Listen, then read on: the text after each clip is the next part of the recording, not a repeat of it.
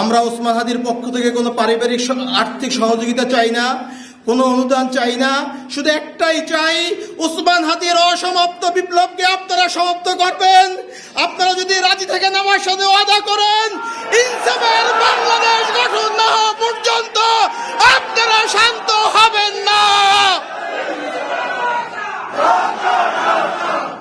ওসমান হাদি শাহবাগে দাঁড়িয়ে বলতেন, এই শাহবাগ হাজার বছরের মুসলমানদের কাছ থেকে এই বঙ্গভূমির স্বাধীনতা কেড়ে নিয়েছে। এই শাহবাগে ফ্যাসিবাদের জন্ম হয়েছে। আমি এই শাহবাগ থেকে ফ্যাসিবাদকে রুখে দেব। এই শাহবাগে বসে আমি নারায়ে তাকবীর স্লোগান দেব।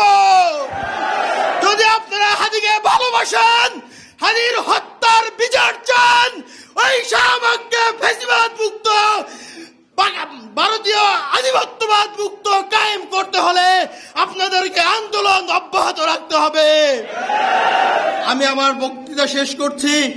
আপনারা হাদির 8 মাসের সন্তানের জন্য দোয়া করবেন, ওর ওয়াইফের জন্য দোয়া করবেন।